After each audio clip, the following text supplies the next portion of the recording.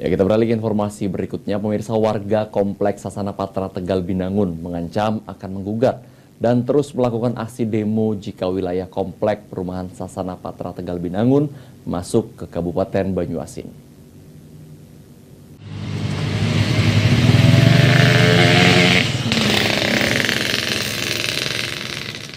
Polemik batas wilayah antara Palembang Banyuasin sampai sekarang masih terjadi. Warga perumahan Sasana Patra Tegal Binangun mengancam akan menggugat dan terus melakukan aksi jika wilayah komplek perumahan Sasana Patra masuk wilayah Kabupaten Banyuasin.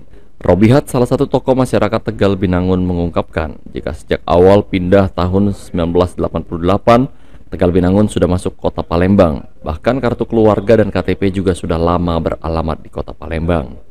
Dengan kondisi saat ini, Robihat menilai aneh jika baru sekarang Kompleks Sasana Patra masuk ke wilayah Banyuasin. Robihat berharap permasalahan ini dapat segera selesai dengan seadil-adilnya tanpa ada kepentingan.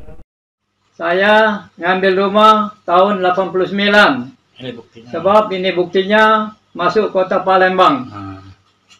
Itu. Maka sekarang mau dimasukkan Banyuasin, saya rasanya tidak mau. Saya tetap kota Palembang. Ini bukti KTP saya. Jadi saya ngomongnya ada bukti, bukan cerita orang. Apabila tidak masuk Palembang juga, kami akan juga tuntutan apa-apa. Apabila kami tidak dimasukkan kota Palembang, terpaksa kami mau demo, mau ngusul bagaimana mau gugat nanti. Keadilan. Iya. Untuk mencari keadilan. Nah itu ya Pak. Terima kasih. Assalamualaikum. Irawan, PAL TV.